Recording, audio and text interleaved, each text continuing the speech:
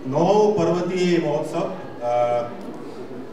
2081 को उपलक्ष्यमा आयोजित यो panel discussion challenges and opportunity in mountain टुरिज्ममा यहाँलाई हार्दिक स्वागत छ। मेरो नाम कपिल अधिकारी, म गण्डकी विश्वविद्यालय फ्याकल्टी अफ साइन्स एन्ड टेक्नोलोजीमा डिनको रूपमा कार्यरत छु। आज हामीसँग 5 जना प्यानलिस्टहरू हुनुहुन्छ। यो कार्यक्रम 1 घण्टा लामो रहनेछ। 1 घण्टा लामो भनेपछि पहिलो 45 मिनट हामी तपाईहरुको तर्फबाट म प्रश्न गर्नेछु। त्यस पछाडिको 15 मिनट 15 देखि 20 मिनट चाहिँ अडियन्सलाई ओपन हुनेछ, फ्लोर ओपन हुनेछ, तपाईहरुले प्रश्न गर्नुहुनेछ। हजुर, यहाँ सबैलाई नमस्कार। मेरो नाम नवराज देवकोटा, मेरो पुर्ख्यौली घर चाहिँ गोर्खा जिल्लामा पर्छ। म कृषि तथा वन विज्ञान विश्वविद्यालय प्राध्यापक हो र मैले त्यहाँ बसेर करिब 37-38 वर्षसम्म कृषि, वन, पर्यावरण, पशुपालन जस्ता विषयहरूमा अध्ययन अध्यापन अनुसन्धान गरी काम गरेँ र विगत 4 वर्षदेखि म गण्डकी विश्वविद्यालयको उपकुलपतिको रूपमा कार्यरत छु। यहाँहरूले गण्डकी विश्वविद्यालयलाई पक्कै पनि चिन्नु भएको छ र यो प्रदेश सरकारबाट नेपालको संविधान अनुसार देशमा सर्वप्रथम स्थापना भएको विश्वविद्यालय हो र यसका विभिन्न क्षेत्रहरूमा हामीले उच्च स्तरको अध्यापन कार्य सञ्चालन गर्दै ल्याइराखेका छौँ र यहाँ उपस्थित सम्पूर्ण साथीहरू, विद्यार्थी भाइ यिनीहरू सबैलाई मैले चाहिँ छोटकरीमा मेरो आफ्नो चाहिँ परिचय प्रस्तुत गरेको। धन्यवाद।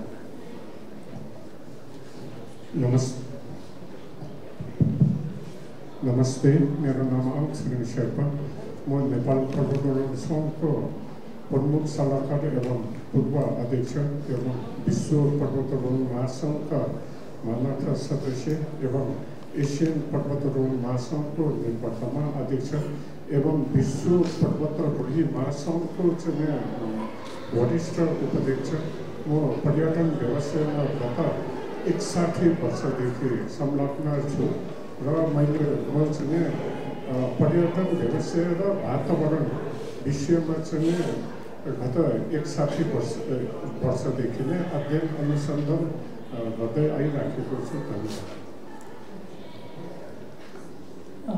नमस्कार यहाँलाई, म श्रीकान्त खचकोडा। मेरो घर चाहिँ तनहुँको भानु नगरपालिका हो। अहिले म पोखरा बस्छु। म पेसाले वन विज्ञान अध्ययन संस्थान पोखरा क्याम्पसमा eco tourism management and planning विषयसँग सम्बन्धित छु। त्यो भएर मेरो पछिल्लो अध्ययनको विषय विद्यावारिधि पनि रुरल माउन्टेन टुरिज्म इकोनोमीसँग सम्बन्धित छ। यस कार्यक्रमको सुरुमा भने जस्तै म गण्डकी प्लानिङ कमिसनको इमिडिएट पास विषय पनि हो। सायद अहिले यति भएको छ, पछि नमस्ते सर, मेरो नाम राजेन्द्र सुवाल। म चाहिँ WWF नेपालमा कार्यरत छु। मेरो काम चाहिँ पर्यटन पनि हो र यसमा पार्टनरसिप डेभलपमेन्ट अनि टुरिज्म, अल्सो बर्ड कन्जर्भेसन। चरासँग मेरो लगाव चाहिँ 1972 म यहाँ पोखरा आएको थिएँ। त्यो बेलादेखि चरामा अनि लागेको छु। 52 वर्ष अगाडि आएको। तपाईँ जस्तै कति छन्, यङहरू छन् यहाँ, मध्ये म जुनियरमध्ये म थियो होला। अनि BCN को पनि म आउस one of the founding member long time back. अनि great to be with you all. हजुरसँग यहाँ फोरम सेयर गर्नु पाउँदाखेरि मलाई अत्यन्तै खुसी लाग्छ। Thank you. सबैजनालाई नमस्कार। मेरो नाम देवी जङ्गी हो। म कास्कीपुर माथि गाउँपालिकाको अध्यक्ष। धन्यवाद। नमस्कार।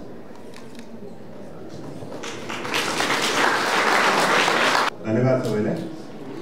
मेरो पहिलो जिज्ञासा, हामीले घुम्ने भन्ने बित्तिकै आजकल चाहिँ हाम्रो दिमागमा आउने भनेको जोमसोम, मुस्ताङ, रारा, सेफोक्सुन्डो, यो धेरै जसो पहाडै आउँछ कि घुम्ने भनेको कि पहाडै आउँछ।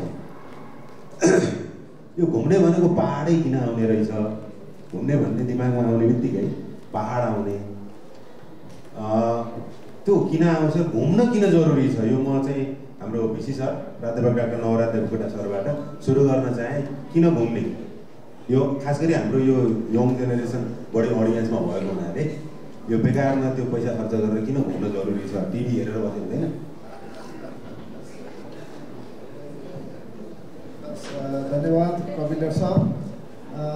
एउटा सारा गर्वित र महत्त्वपूर्ण प्रश्न राख्नुभयो। घुम्ने पहाडमा किन? अब यसको उत्तर त यहाँहरू सबैलाई थाहा छ। हामीहरू किन घुम्छौँ? मानिस चाहिँ संसारमा भएका सारा क्रिएचरहरूमध्ये उसको एक प्रकारले दिमाग सोच्न सक्ने, बोल्न सक्ने क्यापासिटी भएको नाताले चाहिँ अरू स्पेसिस भन्दा ऊ सुपरियर ठहरिन्छ। हालाकि अब यो पनि अब कति हदसम्म ऊ सुपरियर हो या होइन त्यो आफ्नो ठाउँमा छ। तर पनि मानव जाति भनेको चाहिँ तपाईँहरूले फुड इकोसिस्टमको चेनको ट्रायङ्गलमा हेर्नु हो भने आगोको आविष्कार भएपछि सबभन्दा माथि, त्योभन्दा अगाडि चाहिँ हिस्ट्रक गर्ने जनावरहरू जस्तो अब बाघहरू चाहिँ अगाडि थिए भने अहिले त्यो पिरामिडको टपमा चाहिँ मान्छे छ। बिकज अफ दिस रिजन हामीसँग हाम्रो दिमाग, हाम्रो जुन एउटा ब्रेन छ त्यसको क्यापासिटीले चाहिँ अरू प्राणीहरूलाई पनि कन्ट्रोल गर्न सक्ने भएको हुनाले ती छौँ। त्यसकारण अब हामी एक प्रकारले पृथ्वीको चाहिँ लगायत अरू सारा प्लानेटहरूको चाहिँ रिसोर्सहरूमा चाहिँ हामीले आफ्नो अग्रता कायम गरेको छ यो मानव जातिले। उसो भए यो मान्छे किन घुम्छ त? किन स्टार्टिङ हुँदैन? यो बडा गम्भीर प्रश्न हो। मलाई लाग्छ अब सानोतिनो डिबेटबाट यसको आन्सर त प्राप्त गर्न सकिँदैन। तर एउटा कुरो चाहिँ मैले बुझेअनुसार के हो भन्दा मानव जातिको इतिहास हामीले हेऱ्यौँ भन्दाखेरि हजारौँ वर्षको इतिहासबाट हेऱ्यौँ भने यो स्ट्याटिक प्राणी होइन, यो घुमन्ते प्राणी नै हो, यो माइग्रेटरी स्पेसिस नै हो। यो एक ठाउँबाट अर्को ठाउँमा विशेष गरी मान्छे त आहाराको लागि, आफ्नो जीवन निर्वाहको लागि घुम्छ। जहाँ गएर हाम्रो चाहिँ जीवनयापन राम्रो हुनसक्छ, जहाँ हामीले खाद्य सम्प्रभुता कायम गर्न सक्छौँ, जहाँ हामीले चाहिँ आफ्नो सुरक्षित गर्न सक्छौँ त्यो ठाउँमा जाने हो। तर त्यो कुरालाई बिर्सिएर अहिलेको नेपालको सन्दर्भमा हेरौँ, एक प्रकारले चाहिँ हाम्रो जुन एउटा भौगोलिक अवस्था छ, मान्छेहरू घुमिराखेका छन्, हिँडिराखेका छन्। किन हिँड्छन् त भन्दा यसका केही कारणहरू हुन्छन्। पहिलो कुरो त पर्यावरणसँग सम्बन्धित ज्ञानको भोको हुन्छ प्राणी। आफू बसेको ठाउँबाट अर्को बसेको ठाउँ कस्तो छ होला, त्यहाँको वस्तुस्थिति, त्यहाँको पर्यावरण, त्यहाँको वातावरण, त्यहाँका स्पेसिसहरूको डाइभर्स चिजहरू, त्यहाँको कल्चर, त्यहाँको भ्यालु, यी सबै चिजहरूलाई जान्ने मान्छेको एउटा आकाङ्क्षा हुन्छ।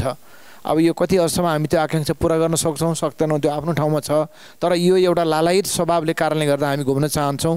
यो एउटा मानवीय चाहिँ सोच नै पनि हो। तर कहाँ घुम्छौँ र किन घुम्छौँ, कसरी घुम्छौँ, कहिलेसम्म घुम्छौँ, यो चाहिँ तपसिलका कुराहरू भए। Thank you. Thank you. मेरो अर्को प्रश्न हाम्रो डाक्टर श्रीकान्त खतिवडा सरलाई। यो टुरिज्म भन्ने बित्तिकै हामीले धेरै जसो डिस्कोर्सहरूमा चाहिँ, धेरै जसो छलफलहरूमा नेपालको टुरिज्मको एकदम ठुलो सम्भावना छ, धेरै पैसा कमाउन सकिन्छ, टुरिस्टहरू आउँछन्, डलर खर्च गर्छन्, डलर युरो अब कुन कुन करेन्सी हो खर्च गर्छन्। नेपालको चाहिँ विदेशी मुद्रामा चाहिँ टुरिज्मको एकदम ठुलो रोल छ भनिन्छ। यो इकोनोमिक्स बाहेक अरू आँखाबाट टुरिज्मलाई हेर्ने कस्ता कस्ता आँखा हुन सक्छन् सर, इकोनोमिक्स बाहेक? धन्यवाद हाम्रो कपिल सरलाई प्रश्नको लागि। अब पर्यटन मूलतः एउटा व्यावसायिक क्षेत्रसँग जोडिएको विषय भएको हुनाले स्वाभाविक रूपमा त्यसलाई व्यावसायिक रूपमा विकास गरिसके पछाडि पर्यटनले आम्दानी तथा रोजगारीको सिर्जना गर्छ र यो आम रूपमा बुझाइ छ। र राज्यले पनि विदेशी मुद्रादेखि लिएर स्वदेशी उत्पादनसम्मलाई प्रवर्धन गर्नको लागि पर्यटनको भूमिका रहन्छ भनेको हुनाले प्रत्येक ठाउँमा अहिले अलिकति विषय आयो भने पर्यटनलाई जोड्ने, मेला महोत्सव गर्ने यो प्रक्रिया चलेको छ। जहाँसम्म हाम्रो प्रश्न मोडरेटरको रूपमा प्रश्नकर्ताले प्रश्न गर्नुभयो कि यो आम्दानी अथवा आर्थिक कारोबारभन्दा अन्य क्षेत्रसँग पर्यटन कसरी जोडिन्छ, जस्तै तपाईँको पहिलो प्रश्नले पनि अलिकति सङ्केत गरेको छ, मान्छे किन घुम्छ त, होइन, मान्छे किन भ्रमण गर्छ, होइन। र मान्छेभित्र स्वाभाविक रूपमा एउटा क्युरियोसिटी, एउटा उत्सुकता रहन्छ। त्यो उत्सुकता मेटाउनको लागि पनि ऊ सधैँ एक ठाउँमा बस्दैन, एक ठाउँबाट अर्को ठाउँमा जान्छ, अर्को ठाउँबाट अर्को ठाउँमा जान्छ। र एकजना प्रसिद्ध अमेरिकन साहित्यकार, सायद यहाँले नाम सुन्नुभएको छ, मार्क ट्वेनको त एउटा भनाइ नै के छ भने even heaven can be bore after the wild भन्छन् उनीले चाहिँ। एकैछिनपछि चाहिँ स्वर्गमा गयो भने पनि बोर लाग्छ अरे क्या। Even heaven can be bore after wild भनेपछि यदि स्वर्गमै गए पनि बोर्लाई चाहिँ के गर्ने भन्दा अर्को ठाउँमा घुम्न जानु पऱ्यो नि। यसरी घुम्ने ट्रेन चाहिँ अगाडि बढ्छ र यसले मलाई लाग्छ ट्राभलिङ एउटा ज्ञानको लागि पनि प्रमुख स्रोत हो।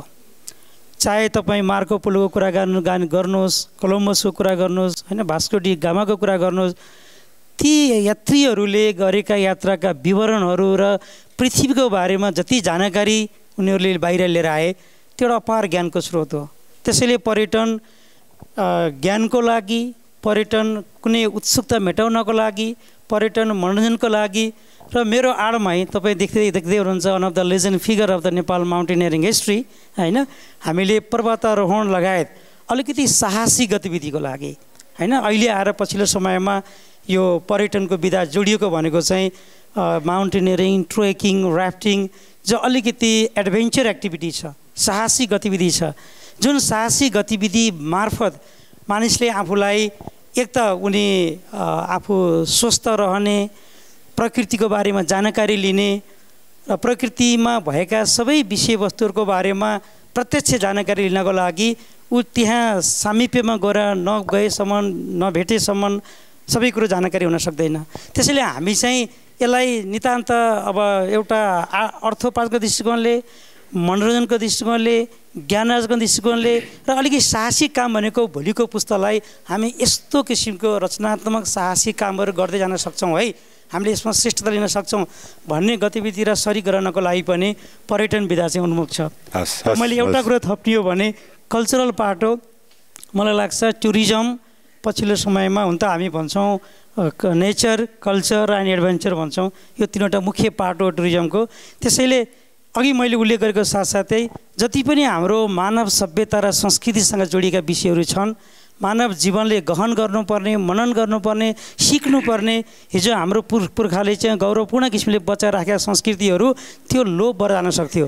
तर पर्यटन यस्तो विधा भइदियो, ती सबै संस्कृतिलाई पनि संरक्षण गरौँ। त्यहाँ पनि मान्छेको जीवनका मूल्य र मान्यतालाई चाहिने साह्रै राम्रो विषय छन्। त्यसलाई पुँजीकृत गर्यो भने हाम्रो जीवन पनि सुख हुन्छ, भोलिको पुस्तालाई पनि केही दिन सकिन्छ। योतिर पनि पर्यटनले साथ दिन्छ। हस्, थ्याङ्क यू सर। यो टुरिज्म भन्ने बित्तिकै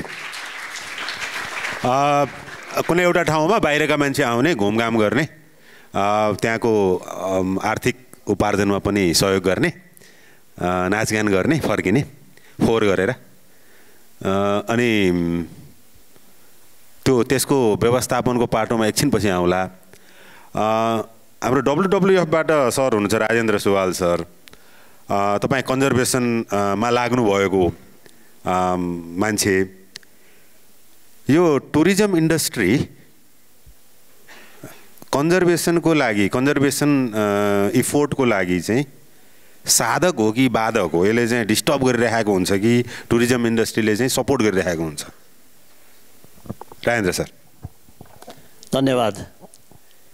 सबभन्दा पहिला यो साधक र बाधकमा कुरा गर्दाखेरि देशले कुनै पनि काम गर्छ भने तलब दिनुपर्ने हुन्छ। तलब कहाँबाट ल्याउनु त? मैले होटल खोल्यो भने मैले तलब दिनु पऱ्यो, त्यो पैसा कहाँबाट आउने? रेभिन्यू जेनेरेसन भनेको भएन भने it is a loss business. Maybe you never want to do a loss business. Tourism गरेपछि त्यहाँ फोहोर आउँछ पक्कै पनि, but if you have no management it is a loss business. त्यहाँ धेरै किसिमबाट हेर्नुपर्छ र अहिले नेपालमा त्यत्तिको चलेको छैन। टुरिज्म डेस्टिनेसन म्यानेजमेन्ट और डेस्टिनेसन म्यानेजमेन्ट अर्गनाइजेसन एउटा सिस्टम बनाउनु पर्ने हुन्छ। टुरिज्ममा जे पनि चाहिन्छ, त्यहाँ बस्ने ठाउँ चाहिन्छ, बाटो चाहियो, एसेसिबिलिटी, एकोमोडेसन, एम्बियन्स, अनि त्यसमा चाहिँ आउँछ आउनको लागि मान्छेले पैसा तिर्नु सक्दैन, या तिर्दाखेरि मान्छे धेरै पैसा तिर्नु पनि मान्छे आउनुपर्ने हुन्छ। It's all part the revenue. तर सबै गर्दा गर्दै हामीले आफ्नो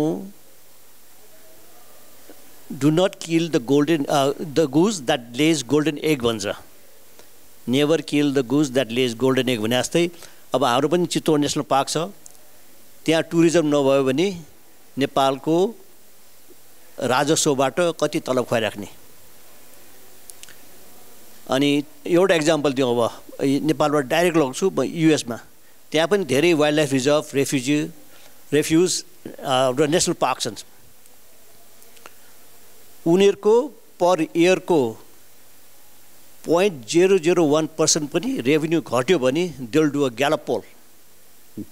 किन हाम्रो मान्छेहरू नेसनल पार्क जाँदैन, बर्ड वाचिङ, कायाकिङ, माउन्टेनियरिङ सबै चिजमा गएन भने किन नगएको भनेर सोध्छ उनीहरू।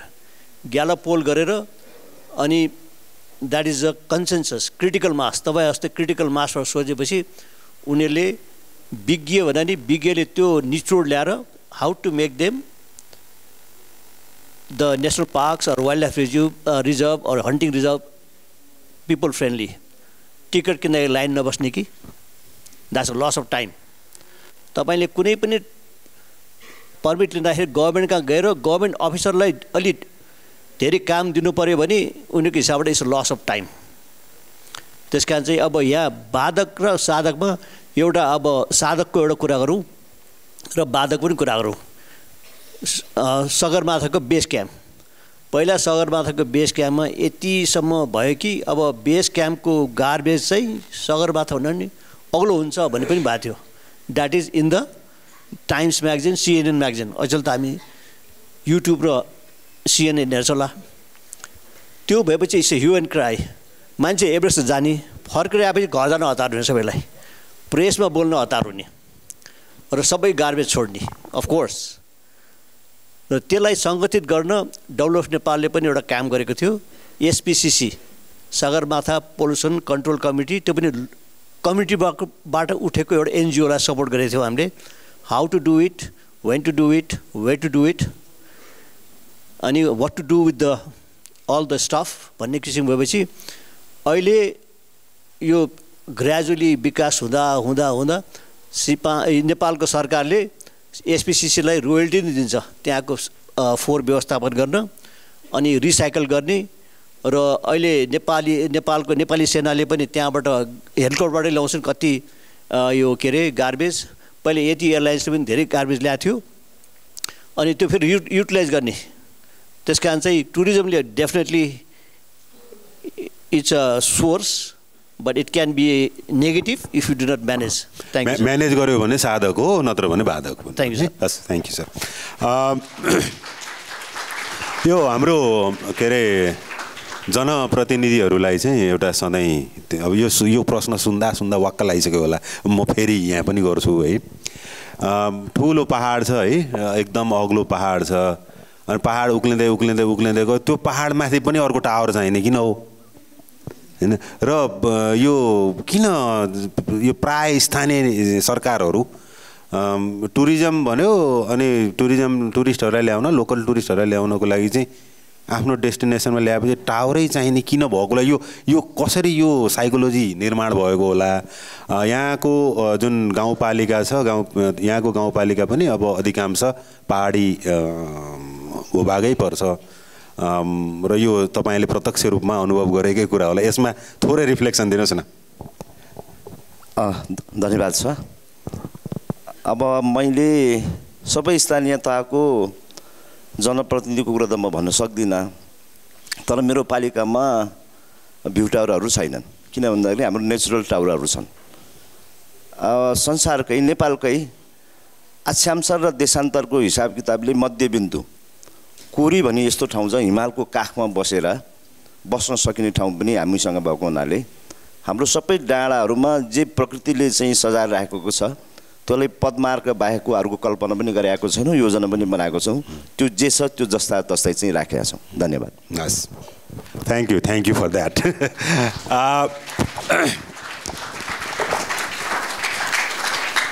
एउटा टुरिज्मको पर्यटनको एउटा मेरो अनुभव, हामी धेरैको अनुभव होला। उदाहरणको लागि यो त पहाडी पर्यटनको कुरा भयो। जस्तो म 2-4 वर्ष अगाडि सौरा घुम्न जाँदा, सौरा घुमियो दिनभर, बिहान उठेदेखि बेलुकासम्म कन्ज्युम गर्ने, त्यहाँ हामीले समय बिताउने सम्पूर्ण कुराहरू आधुनिक थिए। सबै रेस्टुरेन्ट आधुनिक, रेस्टुरेन्टमा भएको मेनुमा नै त्यही मोमो, चाउमिन, पिज्जा, आजकल चाइनिज खानाहरू पनि प्रशस्तै पाइन्छ, विभिन्न खालका सेचुवान फुडहरू। अनि बेलुका चाहिँ जब अब सुत्ने बेला भयो भनेर बेलुका हुँदाखेरि चाहिँ थारू नृत्य हेर्न जाने भनेर चाहिँ त्यो होटेलबाट चाहिँ लगियो कि भनेको यो कस्तो भने त्यो कल्चरलाई चाहिँ प्याकेजिङ गरेर बेच्ने, कल्चरलाई चाहिँ त्यो दैनिक जीवन बाँच्ने शैलीबाट जति सकिन्छ छुटाउँदै लैजाने, दैनिक जीवनबाट चाहिँ छुटाइदिने। दिनभरि कुनै कल्चर छैन त्यहाँ, राति सुत्ने बेलामा 1 घन्टाको चाहिँ थारू नृत्य गरेर चाहिँ कल्चर जोगाए जस्तो गर्ने, त्यो कल्चरको कन्जम्सन मात्रै गर्ने हो। यो देखिरहँदा चाहिँ मलाई लागेको यो टुरिज्मले कल्चरलाई अलि स्ट्याटिक बनाउँदै गएको त होइन? यो चाहिँ मेरो प्रश्न हाम्रो भिसी सरलाई, प्राध्यापक डाक्टर नवराज देवकोटा। यो टुरिज्मले हाम्रो कल्चरलाई स्ट्याटिक बनाउँदै लगेको हो, अरे कन्ज्युमेबल गुड्सको रूपमा कन्भर्ट गर्दै गएको हो कल्चरलाई? थ्याङ्क यू डाक्टर साहब। हाम्रो डिन कपिल डाक्टर साहबको प्रश्नहरू चाहिँ बडा यस्तो तीक्ष्ण हुन्छ कि अब त्यसको छलफल गर्न चाहिँ अलिकति सोच्नै पर्ने हुन्छ कि यत्रो ब्याकग्राउन्ड बनाउनु भयो, आफै घुमेको परिवेशमा सौर आएको उदाहरण दिनुभयो र एप्लिकेसन चाहिँ फेरि टुरिज्म भनेको ओभरअल सेक्टरमै जान्छ, इट्स नट लिमिटेड ओन्ली सौरा। त्यो त एउटा केस दिनुभयो सरले होइन। अब पहाडमा अब तपाईँको तराई के भन्छ पश्चिमदेखि लिएर मध्य क्षेत्र पूर्वी क्षेत्र जहाँसुकै पनि यो लागु हुन्छ। तर गम्भीर प्रश्न के हो भन्दा टुरिज्मले कल्चरलाई चाहिँ स्ट्याटिक बनाउँदै लगेको त छैन त कतै? अब यो एकदमै गम्भीर प्रश्नहरू हो।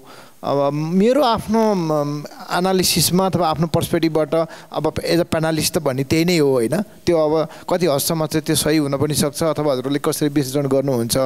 मलाई के लाग्छ भन्दा पहिला टुरिज्मलाई चाहिँ हामीले डिफाइन गर्नुपर्ने हुन्छ। नेपालको कन्टेक्स्टमा टुरिज्मको प्रवृत्ति चाहिँ एउटै किसिमको छैन। हामीहरूको डोमेस्टिक टुरिज्म छ अथवा नेसनल इन्टरनेसनल किसिमको टुरिज्महरू छ। साँच्चै भन्यो भने पछिल्लो पटक त बाह्य पर्यटक भन्दा आन्तरिक पर्यटकले नै हामीलाई भर्ती गरेको अवस्थाहरू छ, होमस्टेदेखि लिएर गएर सबै कुराहरूमा हेर्ने हो भनेदेखि। अब यदि आन्तरिक रूपकै सेन्सबाट हामीले हेर्ने हो भने चाहिँ त्यसले चाहिँ कल्चरलाई स्ट्याटिक रूपबाट चाहिँ कुन हदसम्म क्वेसन गरेको छ भन्दाखेरि चाहिँ हामी आफ्नो परिवेशलाई नै रिफ्लेक्सन हुनसक्छ, त्यति राम्रो चाहिँ आन्सर नपाउन सकिन्छ। तर बाह्य पर्यटकको रूपबाट हेर्ने हो भने एकदमै सही कुराहरू हो। अब यहाँ लिएर पर्यटकलाई आइसोलेसन गरेर मैले बुझ्दिनँ। पहिला त हामीले के बुझ्नु जरुरी छ भन्दा नेपालमा what kind of food we are consuming. हामीहरूको खाद्य पदार्थ घरमा चाहिँ दाल भात तरकारी हाम्रो ट्रेडिसनल टाइपको खानेकुराहरू खान्छौँ भनेदेखि हामी होटलमा गएर खानेकुराहरूको स्रोत कहाँबाट आइराखेको छ? मलाई लाग्छ हाम्रो उत्पादन चाहिँ विदेशी बजारबाट आइराखेको छ। हामीले खाने चिजहरू सामान्यतया चाहिँ हामी अरूको मार्केट भइराखेका छौँ। एक किसिमले हेर्ने हो भने Nepal is a kind of market, food market. जति पनि हाम्रो मोमो चाउमिन अथवा तपाईँको पिज्जाहरू भए अथवा यी जति पनि डेलिकेसीजहरू चिजहरू सहजै हामीले खानेकुराहरू दिउँसो खाजाको रूपमा ग्रहण गर्छौँ, त्यो त हाम्रो ओरिजिनल चिजहरू होइन, त्यो बाहिरबाट आएको छ र त्यसका इन्ग्रेडियन्टहरू पनि एक किसिमले मार्केट ओरिएन्टेड भएर आएको छ। हाम्रो आफ्नो उत्पादनहरू कमै पाइन्छ। एउटा रमाइलो कुरो म यहाँहरूलाई भन्छु, अब नेपालको आन्तरिक पर्यटन व्यवस्थामा तपाईँ जानुहोस्, जस्तो फर इक्जाम्पल मनाङमा जानुहोस्, मुस्ताङमा जानुहोस्, जमसङमा जानुहोस् होइन, पूर्वी पश्चिम पहाडतिर धोरपाटनमा जानुहोस्, त्यहाँको लोकल खानेकुराहरू तपाईँ कति खान पाउनुहुन्छ? यो गम्भीर कुरो हो। मुस्ताङ जानुहोस्, मुस्ताङको पहिचान भनेको आलु र च्याङ्रा तपाईँ खान पाउनुहुन्न। च्याङ्रा महँगो हुन्छ, पाउँदैन, च्याङ्रा खान त अन्तै जानुपर्छ। भनेपछि अब हामीहरूले कल्चरलाई फुडसँग कसरी चाहिँ लिङ्क गरेर राख्यौँ त? किन त्यो सम्भव भएन? खोतल्लै जाने हो भने त्यहाँ व्यवसायहरूले के भन्नुहुन्छ, हामीहरूले उत्पादन गरेको च्याङ्रा एक सिजनमा चाहिँ मार्केटमा गएन भनेदेखि त्यही यहीँ डम्प गरेर राख्ने कुरा आउँदैन। यहाँनिर आएर होटल व्यवसायीसँग सम्बन्धित साथीहरूले सोच्नुपर्ने कुराहरू हुन्छ।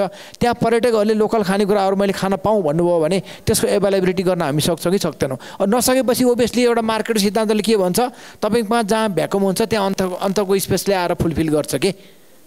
अब तपाईँले मासु खान पाउनु भएन, जमसम्म गएर त्यहाँको च्याङ्रा खान पाउनु भएन भने के खान पाउनुहुन्छ? ब्रोइलर मासु खानु पऱ्यो। अनि ब्रोइलर मासु कहाँबाट आउँछ? अन्तबाट आउँछ। अथवा खानेकुराहरू चाहिँ त्यहाँको ट्रेडिसनल खान पाउनु भएन भनेदेखि अथवा चाउमिन जस्ता फास्ट फुडहरू कहाँबाट आउँछ? बाहिरबाट आउँछ।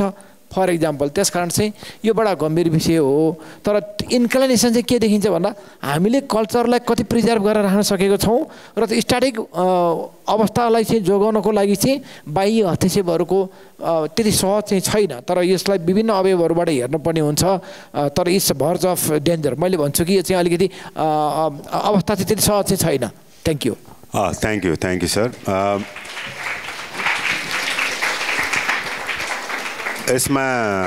यसको पूरक प्रश्न म डाक्टर श्रीकान्त खतिवडा सरलाई गर्छु।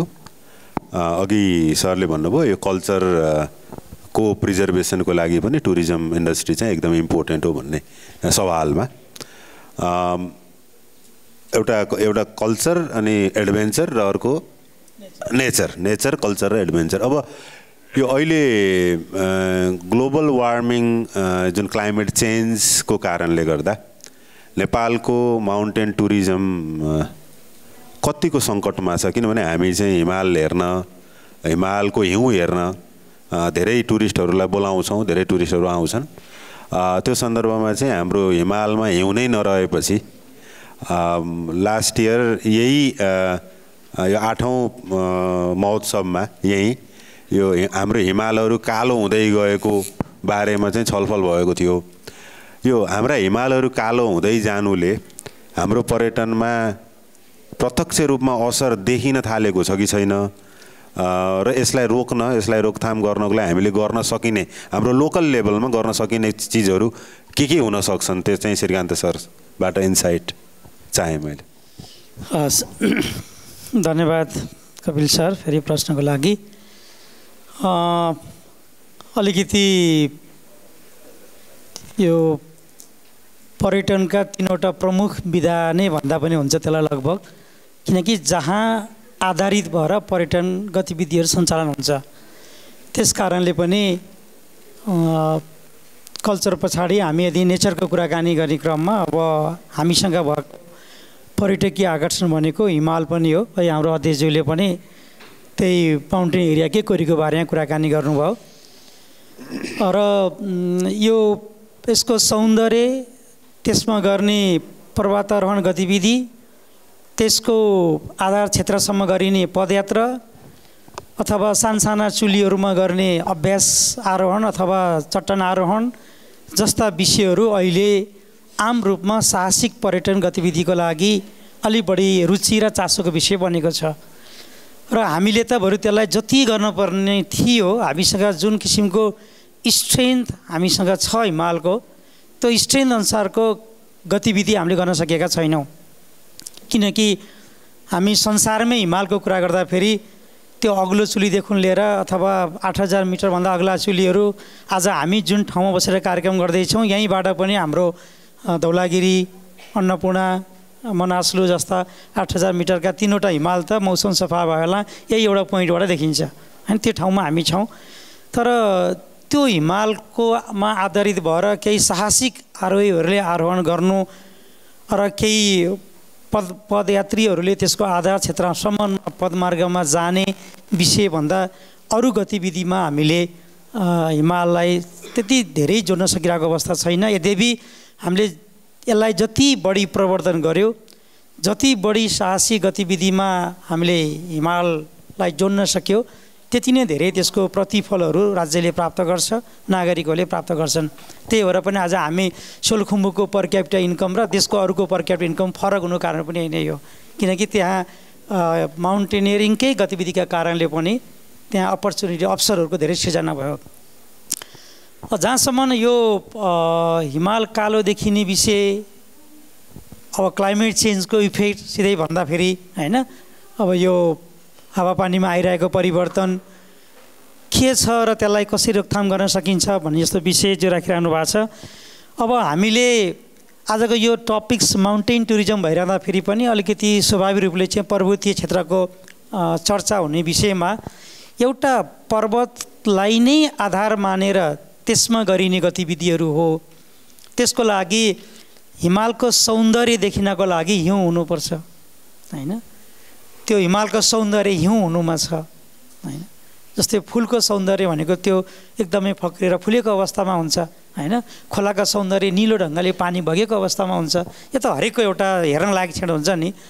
तर त्यो हिउँ नभएर कालो पत्थरको रूपमा रह्यो भने त्यसले सौन्दर्य गुमाउँछ र त्यो आकर्षणको वस्तु बन्दैन, होइन। अनि त्यो साहसिक गतिविधिमा सरिक उनीहरूको लागि पनि त्यो हिमाल चढ्दाखेरिको आनन्द, होइन, त्यो कम हुन्छ। त्यसैले पनि हामीले ती क्षेत्रहरूलाई वातावरणीय प्रभावबाट सकेसम्म जोगाउनु पर्ने आवश्यकता हो।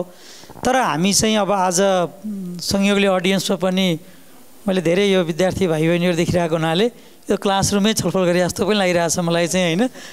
एक्ज्याक्टली यो आफ्नो एउटा नियमित क्लास जस्तो भइरहेछ। अब यो विषय चाहिँ के हो भने हामी एउटा यस्तो भू राजनीतिक अवस्थामा छौँ as a country Nepal as such a geopolitical situation कि हामी त्यो वातावरणीय प्रभावमा थोरैभन्दा थोरै त्यसलाई योगदान गर्ने किसिमको परिस्थिति हामीसँग रहे पनि उद्योग व्यवसायदेखि लिएर यो जुन वातावरणलाई क्षयीकरण गर्ने किसिमका वायु प्रदूषणमा हाम्रो भूमिका नगण्य रहे पनि हामी दुईटा छिमेकी देशहरू जो पछिल्लो समयमा द्रुत किसिमले आर्थिक किसिमबाट औद्योगिक किसिमबाट अगाडि बढेको देशहरूसँगै हामी रहेको कारणले पनि हामी अलि बढी त्यसको प्रत्यक्ष असरमा चाहिँ छौँ भने अर्को चाहिँ यो ग्लोबल इफेक्ट पनि हो, फेरि संसारभरि पनि यो प्रभाव बढिरहेको छ।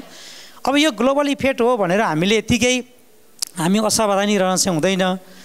अब त्यो ग्लोबल्ली पर्ने छिमेकबाट पर्ने ती असरहरू चाहिँ आफ्नो ठाउँमा छन्। तर हामीले हाम्रो पर्वतीय क्षेत्रमा पर्यटन गतिविधि गर्दाखेरि पर्न सक्ने सम्भावित जोखिमहरूलाई कसरी न्यूनीकरण गर्ने, त्यसलाई बढीभन्दा बढी सेफ्टी मेजर्स यानि कि सुरक्षित किसिमबाट त्यो सूचना सम्प्राप्त गर्ने, रेस्क्यु गर्ने, पूर्व जानकारी दिने, हेल्थ चेकअप गराउने, वातावरण सम्बन्धी उनीहरूलाई सचेतना गराउने, यो विषयमा हामीले पूर्व तयारी र व्यवस्थापन गर्नुपर्छ एउटा कुरा भने। दोस्रो कुरा यसको व्यवस्थापनको पक्षमा त्यो क्षेत्रमा पनि अहिले हामी यो वातावरणीय प्रभावले के कुरा के गर्दैछ भने त्यो वनस्पतिहरू र प्राणीहरू पनि अलिकति माथि बसाइ सर्दै गएको अवस्थामा त्यो माथिभन्दा माथिल्लो भेगसम्म पनि यो जलवायु परिवर्तनको हिसाबले पनि कम प्रभाव रहेर हुनसक्ने वनस्पतिहरू हरियालीहरू जस्तै अहिले स्याउ खेती नै भर्ने हो भने मार्फा भ्यालीभन्दा धेरै माथिसम्म पाइन्छ।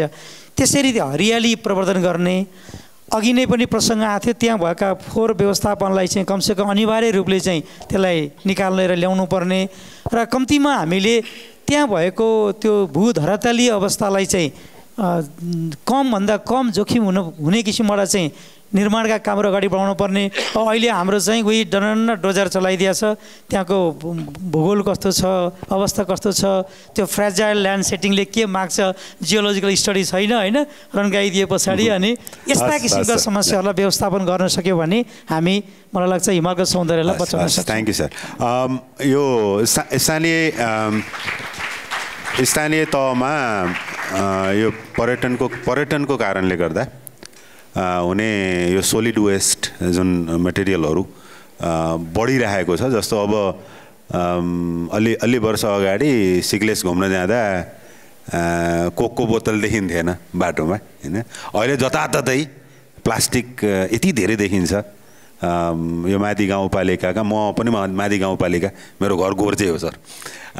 माथि गाउँपालिका घुम्ने क्रममा चाहिँ आजकल चाहिँ गएको केही वर्ष यता चाहिँ यो प्लास्टिक एकदम बढी, यो पोल्युसन एकदम बढी देखिएको छ, जुन चाहिँ कतिपय त त्यही कन्जम्सनकै कारणले गर्दा हो, कतिपय चाहिँ पर्यटनको कारणले गर्दा हो। यो पर्यटनबाट सिर्जित सोलिड वेस्टलाई चाहिँ म्यानेजमेन्टमा यो स्थानीय सरकारको अनुभव कस्तो छ र यसमा चाहिँ यो कस्तो खालको नीतिगत सुधार अथवा नीतिगत सुधार गरिरहनु भएको छ र व्यवहारिक सुधार यहाँहरूले गरिरहनु भएको छ, त्यसमा हाम्रो देवीसङ सरको केही इनपुट। धन्यवाद छ। पर्यटन सँगसँगै थोरै चाहिँ अब मान्छे धेरै आइसकेपछि फोहोर मैला पनि सँगसँगै आएको अनुभव हामीले पनि गरेका छौँ, त्यो एकदम रियल हो। अब यसको व्यवस्थापन गर्नलाई हामीले पालिकाले, जस्तै मेरो माथि गाउँपालिकाको असाध्यै पर्यटक जाने क्षेत्र भनेको अहिले सिग्लेस, त्यसपछि तान्तिङ, कपुचे, कोरी लगायतको ठाउँहरूमा धेरै जान्छन्। त्यसकारण चाहिँ त्यसको व्यवस्थापनको लागि हामी सँगसँगै स्थानीय सरकार, वडा पालिका र हामीसँग रहेको, फेरि हामी मादी गाउँपालिकाको क्षेत्र कस्तो भन्दाखेरि 563 वर्ग किलोमिटर मादी गाउँपालिकाको क्षेत्र छ। 463 वर्ग किलोमिटर क्षेत्र फेरि एक्यापभित्र पर्छ। त्यसकारण चाहिँ एक्यापसँग पनि एउटा समन्वय गरेर हामीले चाहिँ सरसफाइ व्यवस्थापन समिति चाहिँ खडा गरेका छौँ। त्यो सरसफाइ व्यवस्थापन समितिलाई मादी गाउँपालिकाले प्रत्येक महिना 10,000 दिन्छ र संरक्षण क्षेत्र व्यवस्थापन समितिले 10,000 दिने गरी एउटा टिम बनाएको छ।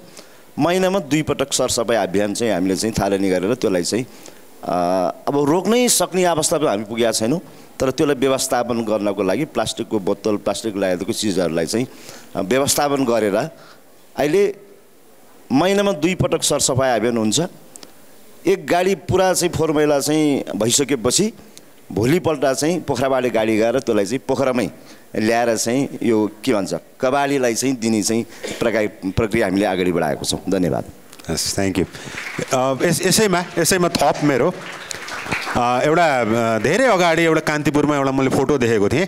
अगाडि डोजर थियो, अगाडि डोजरले बाटो खन्दै थियो।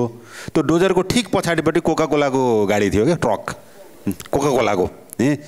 अब यसले चाहिँ कस्तो भने त्यो त संयोग होला, त्यो फोटो त संयोगले खिचिएको होला, तर त्यसले एउटा के बिम्ब दियो भने यो खास बाटो बनाएको कोकै लैजानलाई हो जस्तो देखियो क्या त्यहाँ। किनभने त्यहाँको लोकल प्रोडक्टलाई पोखरामा ल्याउन होइन, पोखराको अथवा सहरको कोकलाई, सहरको फोहोरलाई लैजानको लागि बाटो बनाएको जस्तो देखिएको थियो। के हाम्रो स्थानीय सरकारहरूले चाहिँ यो बाहिरको यो प्लास्टिक एकपटक मात्र प्रयोग गर्ने प्लास्टिक अथवा प्लास्टिक जन्य फोहोरहरूलाई कम्प्लिटली निषेध गर्न सक्ने स्थिति छ कि छैन? अब प्लास्टिकलाई टोटल्ली निषेध गर्न सक्ने स्थितिमा अहिले हामी छैनौँ, तर मादी गाउँपालिकाले आफ्नो नीति तथा कार्यक्रममा यो प्लास्टिक जन्य चिजलाई चाहिँ प्रयोगमा ल्याउने भन्दा पनि हामीले लोकल उत्पादन, हामीसँग चाहिँ धेरै सालगारीहरू छन्, त्यो सालको पातबाट बन्ने जस्तै अब दुना टपरी हामी बनाउन सक्छौँ। अब त्यसलाई प्रयोग गरेर चाहिँ प्रायोरिटी दिने भनेर चाहिँ हामीले नीति तथा कार्यक्रम बजेटमा पनि व्यवस्थापन गरेका छौँ। तर प्लास्टिककै सवालमा त्यसको वैकल्पिक अरू चिज नभएको हुनाले त्यसलाई ठ्याक्कै रोक्ने निधो चाहिँ गर्न सकेको अवस्था छैन। जस्तै हामीले बोतलहरू, जस्तै बियरको बोतलहरू, कोकको बोतलहरू पर्यटक ठाउँमा निषेध गरेका छौँ हामीले अहिले, किनभने त्यसलाई चाहिँ व्यवस्थापन गर्न पनि गाह्रो भएको हुनाले बोतल जन्य चिजहरूलाई चाहिँ टोटल्ली चाहिँ बन्द गरिएको अवस्था चाहिँ छ। तर प्लास्टिकको विकल्पमा अब के गर्ने भन्ने कुरामा चाहिँ हामी सोच्दैछौँ। धन्यवाद। हस्, थ्याङ्क यू। म सुवाल सरतिर फर्केँ सर। अघि जस्तो टुरिज्मको कारणले गर्दा संरक्षणमा यसलाई राम्रोसँग म्यानेज गर्यो भने यो साधक हो, राम्रोसँग म्यानेज गरिएन भने बाधक हो भन्ने कुरा आयो। यसमा चाहिँ नेपालको सन्दर्भमा यो कन्जर्भेसन एफोर्टहरूमा चाहिँ पर्यटनको प्रत्यक्ष योगदान अथवा प्रत्यक्ष यो चाहिँ कोलाबोरेसन, टुरिज्म इन्डस्ट्री र कन्जर्भेसन इफोर्टको बिचमा प्रत्यक्ष कोलाबोरेसनको स्थिति कस्तो छ नेपालको सन्दर्भमा? नेपालको सन्दर्भमा सबभन्दा पहिला त अब हामी जुन चाहिँ ठाउँमा बसेको छौँ पोखरा अन्नपूर्ण कन्जर्भेसन एरिया चाहिँ सबभन्दा फर्स्ट एक्जाम्पल लिनुभयो भने हुन्छ। हुन त टुरिज्म सुरु भएको चितवनमा हो 1965। त 1965मा टाइगर टप्स भन्ने आएको थियो। It was a hunting lodge first, पछि टुरिज्म लज भयो र यो नेसनल पार्कमा अलिकति नियम कडा हुने भएकोले नयाँ खालको प्रादुर्भाव गर्न नयाँ किसिमको सोचबाट Annapurna conservation area where people and nature live in harmony भनेर ल्याएको चाहिँ एउटा कन्सेप्ट हो। त्यसमा हाम्रो डब्लुएफको पहिलाका डाइरेक्टर हुनुहुन्छ मिङमा नोर्बु शेर्पा, डाक्टर चन्द्रप्रसाद गुरुङ र आदिले काम गर्नुभएको थियो। नेचरलाई प्रोटेक्ट गर्दै लाइभलीहुडलाई बढावा दिँदै सामञ्जस्यमा बस्नलाई बनाएको हो त्यो चाहिँ। अनि त्यहाँ पनि पहिला अक्याप आउनासाथ फेरि के अरे यो दाउरा साउरा नदिने, रुख काट्न नहुने अनेकौँ पहिला अलि शङ्का उपशङ्का थियो। त्यसलाई चाहिँ एउटा म्यानेज्ड वे नेपालमा फेरि यो कन्जर्भेसन चाहिँ अलिकति लोकल लेभलमा पहिलेदेखि गर्दै आएको तर पछि अलिकति नियम कडा हुँदाखेरि चाहिँ अलिक छुटेको चाहिँ त्यहाँ भयो। त्यस्तै अल्टरनेटिभ इनर्जी फर्स्ट थिङ हाम्रो वुड कन्जम्सन कम गर्न अल्टरनेटिभ इनर्जी र सुधारेको चुलो र micro hydro solar dryers improve cooking stove आदिले हाम्रो टुरिस्टलाई सेवा प्रदान गर्ने। किनकि हामीले चाहिँ युज गर्ने 1 किलो वुड हामीले युज गर्छ भने टुरिस्ट आउन चाहिँ उसले 4 किलो युज गर्दो रहेछ 4 टाइम्स। त्यो हुँदाखेरि यो के अरे एभरेस्ट र अक्याबमा अलिकति फडानी बढी हुँदाखेरि त्यसलाई कन्ट्रोल गर्न निकै प्रयास गरेको छ। र एभरेस्टमा चाहिँ के गर्यो भन्दाखेरि रुख त रोप्यो तर फेरि यो के अरे स्पेसली खसी बाख्राले सबै च्याङ्ग्राले सबै सिधाइदिरहेछ।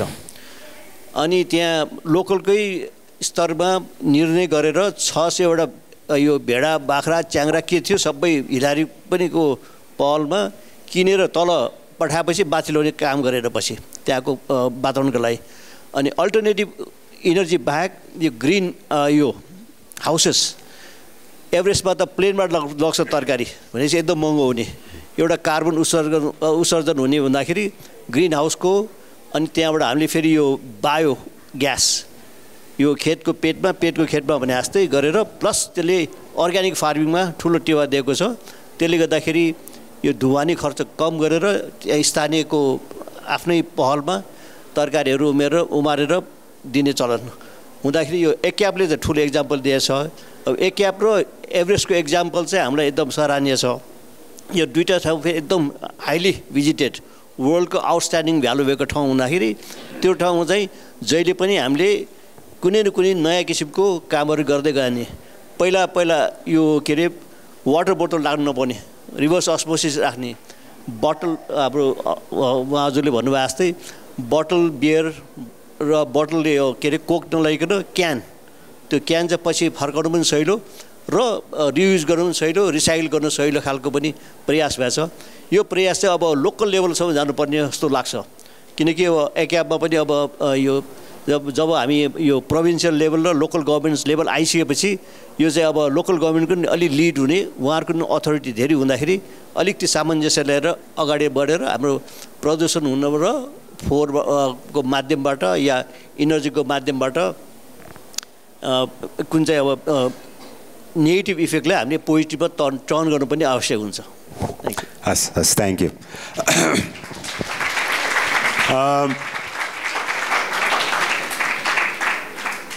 यो हाम्रो गण्डकी प्रदेशको नीति तथा योजनामा उपाध्यक्षको रूपमा काम गरिसक्नु भएको हुनाले म हाम्रो डाक्टर श्रीकान्त खतिवडा सरलाई एउटा डेभिल्स एडभोकेट भएर एउटा प्रश्न गर्छु। त्यो के भने नेपालको रिप्रेजेन्टेसन बाहिर गर्दाखेरि बढी चाहिँ पहाडकै रिप्रेजेन्टेसन बढी हुन्छ। हाम्रो पहाडी मुलुकै भनेर बढी गरिन्छ। कस्तो भने म हुर्कँदै गर्दा एकदम एउटा राष्ट्रिय गीत बज्थ्यो रेडियोमा पन्छीमा डाँफे राम्रो फुलमा लाली गुराँस। मैले डाँफे पनि देखाएको थिइनँ लाली गुराँस पनि देखाएको थिइनँ। डाँफे त मैले अहिलेसम्म देखाएको छैन लाली गुराँस चाहिँ सानोमा देखाएको थिइनँ। अनि हाम्रो राष्ट्रिय पहिचान त माउन्टेनलाई राष्ट्रिय पहिचानको रूपमा चाहिँ अलि बढी बायस गरिएको हो यो टुरिज्मको सेक्टरमा पनि। यो चाहिँ मेरो श्रीकान्त सरलाई प्रश्न। हस् धन्यवाद। अब यस्तो रह्यो हामीसँग विगतदेखि नै योजनाहरूले अथवा विकासको कुरा गर्दाखेरि नीतिहरूले पर्यटनलाई धेर थोर नछोएकै त होइन सुनि गरेकै हो। तर एउटा विषय चाहिँ के हो भने यो 9औं पञ्चवर्षीय योजना विगतमा जस्तै सुरुवात भएको थियो यो 1997 को कुरा त्यसले चाहिँ अलि बढी मुखरित के गर्यो भन्दा अब पर्यटन विकास गर्ने हो भने पर्यटकीय वस्तु र सेवाहरूको बारेमा ठोस नीतिगत कार्यक्रम आउनुपर्छ भनेपछि मलाई लाग्छ नेपालको 9औं पञ्चवर्षीय योजना चाहिँ योजनाबद्ध विकासको लागि एउटा राम्रो सुरुवात हो। र त्यसको निरन्तरताको स्वरूप अहिले पछिल्लो समयमा तपाईँले जुन एउटा पहाडसँग अथवा यहाँको वनस्पति जीवजन्तुसँग सम्बन्धित रहेर तिनीहरूको संरक्षण र पर्यटन प्रवर्धनको विषय पनि के राज्यको योजना र नीतिले समेटेको हो भन्न खोज्नुभएको कि जस्तो मलाई लाग्यो। र अहिले पछिल्लो समय चाहिँ के भयो भने त्यो पर्यटकीय उपजहरूसँग केसँग बढी सम्बन्धी हुने भन्दाखेरि जस्तै हाम्रो पर्यटन चाहिँ बढी हिमालमा आधारित भएर आयो, हिमालको आधार क्षेत्रमा पदयात्रामा आधारित भएर आयो। अनि तिनीहरूको संरक्षण नगरिकन, तिनीहरूको व्यवस्थापन नगरिकन त्यहाँ मान्छेलाई जाउँ जस्तो वातावरण नबनाएसम्म त पर्यटन व्यवसाय चाहिँ अगाडि बढ्ने भएन। त्यसैले अहिले सङ्घीय रूपमा मात्रै होइन, प्रादेशिक रूपमा जति योजना बनेका छन्, अब हाम्रो पालिकाको अध्यक्षजी हुनुहुन्छ, पालिका लेभलमा पनि जुन योजनाहरू बनेका होलान् तिनीहरूले पनि पर्यटन प्रवर्धन गर्ने भनिसके पछाडि त्यहाँको पर्वतीय क्षेत्रको वातावरणलाई व्यवस्थित गर्ने, सौन्दर्यकरणमा जोड दिने र कमसेकम त्यहाँको अब प्राकृतिक वातावरणलाई यथासम्भव चाहिँ अलि राम्रोसँग व्यवस्थापन गर्ने, यो कुरा चाहिँ पछिल्लो समयमा नीतिगत रूपमा राज्यको प्राथमिकतामा परेको छ। अब कार्यक्रम कार्यान्वयनको हिसाब किताबमा भने अब विभिन्न कुराहरूले असर गर्ने भएको हुनाले जुन प्राथमिकतामा योजना तर्जुमा भएको छन् त्यसले पनि पूर्णता पायो भने भोलिका दिनमा मलाई लाग्छ यो क्षेत्रलाई पर्यटकीय सौन्दर्यको रूपमा राख्नुपर्छ भन्ने सोचमा राज्य चाहिँ पुगेको छ। मैले त्यसरी भन्छु। हस्, थ्याङ्क यू। अब म लगभग मेरो प्रश्न सकिए जस्तो लाग्छ मलाई। यहाँ धेरै जसो विद्यार्थी भाइ बहिनीहरूलाई देखेको हुनाले र यहाँ चाहिँ विश्वविद्यालय प्रदेश गण्डकी प्रदेशले स्थापना गरेको विश्वविद्यालयको भाइस चान्सलरको हैसियतले प्राध्यापक डाक्टर नवराज देवकोटा सर हुनुहुन्छ। उहाँलाई मेरो जिज्ञासा, यो नयाँ जेनेरेसनको भाइ बहिनीहरूलाई चाहिँ नेपालको माउन्टेन टुरिज्म को यो आज चाहिँ यो च्यालेन्जेस एन्ड अपर्च्युनिटी भनियो, यो नयाँ जेनेरेसनको भाइ बहिनीहरूलाई चाहिँ माउन्टेन टुरिज्मको चाहिँ अपर्च्युनिटिज सरले कहाँ कहाँ देख्नुभएको छ, कुन ठाउँ चाहिँ हामी चाहिँ माउन्टेन टुरिज्ममा लाग्न सक्ने, आफ्नो क्यारियर बनाएर जान सक्ने त्यस्ता अपर्च्युनिटीहरू के छन्, के देख्नुभएको छ र त्यसमा चाहिँ विश्वविद्यालय अथवा हायर एजुकेसन इन्स्टिट्युटहरूले चाहिँ यो नयाँ जेनेरेसनको स्टुडेन्टहरूलाई चाहिँ त्यसलाई सहजीकरण गर्नको लागि हामीले के गर्न सक्छौँ, त्यसको बारेमा छोटो विचार चाहे। Thank you Kapil sir. यो बडा गहन प्रश्न पनि भयो। सर्वप्रथम त म विद्यार्थी भाइ बहिनीहरूको उत्साहप्रद जुन सहभागिता छ त्यसको लागि धेरै चाहिँ धन्यवाद ज्ञापन गर्न चाहन्छु। यहाँहरूको अब यो यस्तो हो कि फ्युचर त तपाईँहरूकै हो नि। अब यो बुढा आउटडेटेड चाहिँ हामीहरू सबै भनेको त एउटा बाटो देखाउने माध्यम मात्रै हो। अब फेरि तपाईँहरूलाई त्यसो भनेर फुरुङ्ग बनाएको होइन, तपाईँहरूको पनि फ्युचर भन्दा अब आउने जेनेरेसनको फ्युचर हुन्छ नि त। फेरि इट्स अ कन्टिन्युड प्रोसेस है। त्यस कारण चाहिँ अहिलेको सन्दर्भमा अब यो बडा गहन प्रश्नहरू सोध्नुभयो मलाई कपिल सरले।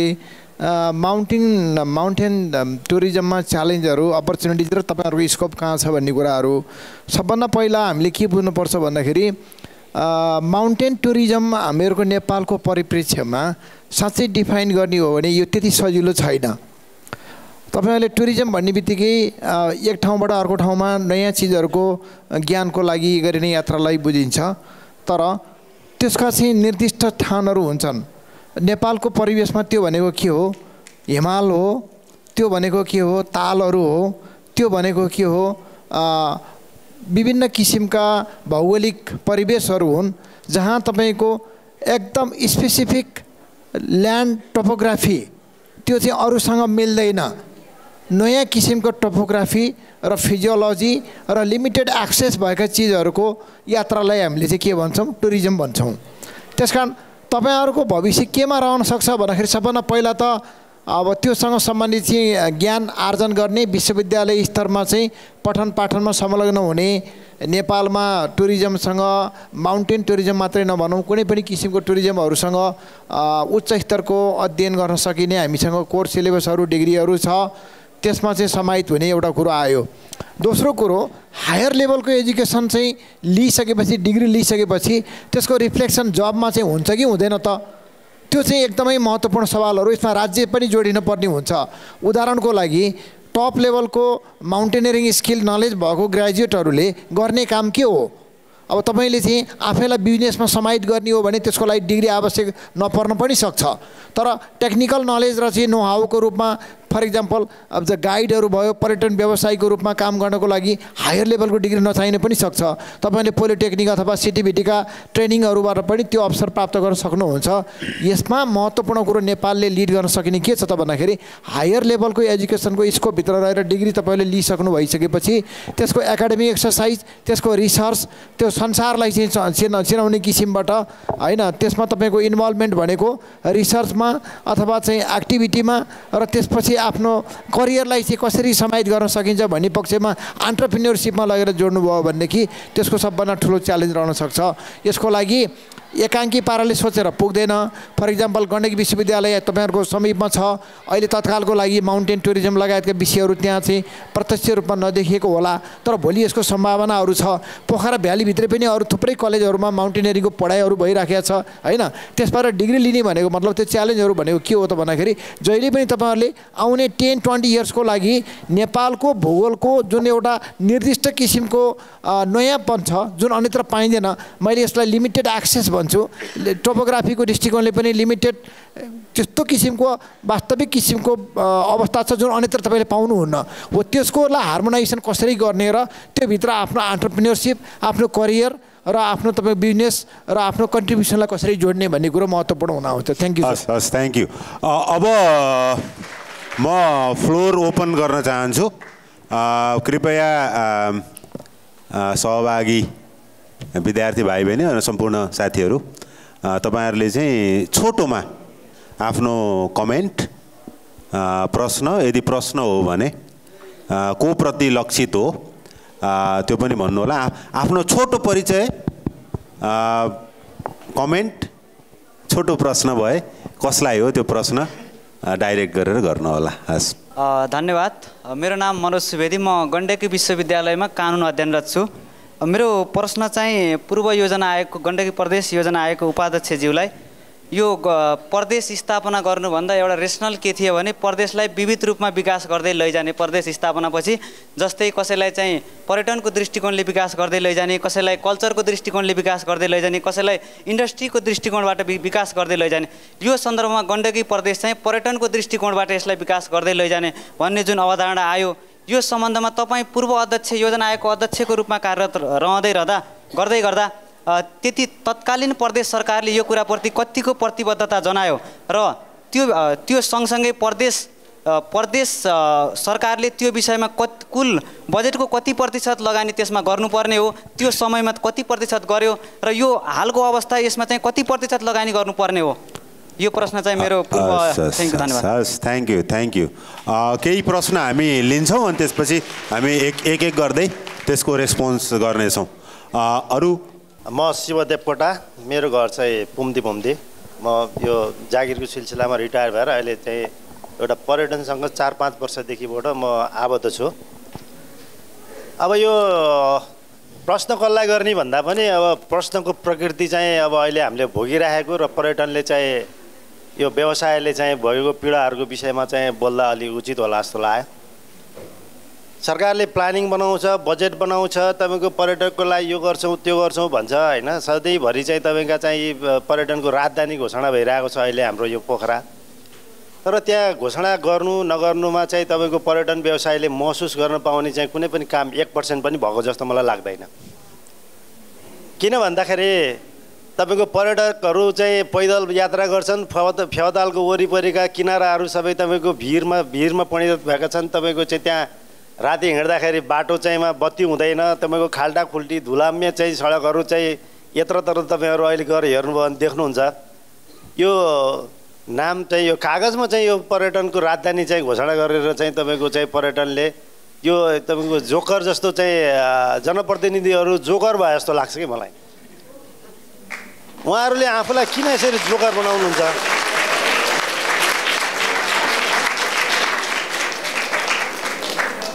होइन, नहुने कुरालाई चाहिँ कागजमा फुकेर अब यत्रो चाहिँ जनताहरूको माझमा र पर्यटकहरूको माझमा आफूहरूलाई यसरी जोकर गर्नुभन्दा अगाडि उहाँले त्यसका चाहिँ कमसेकम चाहिँ कुला नाला र चाहिँ ती पर्यटनका हिँड्ने चाहिँ ती खुड्किला बाटाहरूको सरसफाइमा ध्यान दिइदिने। प्रश्न कुनै छ भने? अब प्रश्न भन्दा पनि तपाईको यसको समस्या यो हो। Okay thank you Shiva sir. सम्पूर्णमा नमस्ते, मेरो नाम आशिष काफ्ले, म गण्डकी विश्वविद्यालयमा कानुन अध्ययन गर्दै आइरहेको छु। मेरो प्रश्न पनि कानुनसँगै सम्बन्धित, जस्तै अब न्यायसँग सम्बन्धित छ। न्याय, हामी मान्छेको न्याय त भनेर राइट टु जस्टिस भनेर त हिँडिरहेका छौँ, तर के साँच्चै इन्भाइरोमेन्टको पनि जस्टिसको लागि गण्डकी प्रदेशले पर्यटकको क्षेत्रमा विभिन्न पूर्वाधारहरू निर्माण गर्दै आइरहेको छ? के यसको दृष्टिकोणले हेर्ने हो भने ती पूर्वाधार इन्भाइरोमेन्ट जस्टिस, वातावरणीय न्यायको लागि प्रतिबद्ध छन् या छैनन् भन्ने कुरामा मेरो प्रश्न डाक्टर नवराज देवकोटा सरलाई रहेको छ। Thank you. नमस्कार, मेरो नाम हेमन्त ढकाल। म सिधै प्रश्नमा गएँ। म चाहिँ बढी वातावरण र वन्यजन्तुसँग रिलेटेड भएको हुनाले मेरो प्रश्न त्योसँग नै बढी रिलेटेड हुनेछ। हामीले बारम्बार माउन्टेन टुरिज्मको बारेमा चाहिँ कुराकानी गरिरहँदाखेरि देशव्यापी रूपमा, अन्तर्राष्ट्रिय रूपमा हामीले माउन्ट एभरेस्टको वरिपरिको फोहोर व्यवस्थापन गर्न सकेका छैनौँ। त्यस्तै अब हामी यहाँ पनि माउन्टेन टुरिज्म भनिरहँदाखेरि हाम्रो यी परिकल्पनाहरू भइरहँदाखेरि परिकल्पनासँग जोडिएका आउने सक्ने समस्याहरू सबभन्दा पहिले त फोहोर व्यवस्थापनै आउँछ जस्तो लाग्छ मलाई। यो बारेमा चाहिँ केही गुरु योजना बनाइएको छ कि छैन, अथवा चाहिँ त्यस बारेमा केही सोचिएको छ कि छैन, छ भने कसरी सोचिएको छ? यो प्रश्न कसलाई? अब जो कोहीले पनि दिन सक्नुहुन्छ। ओके, हस्, थ्याङ्क यू।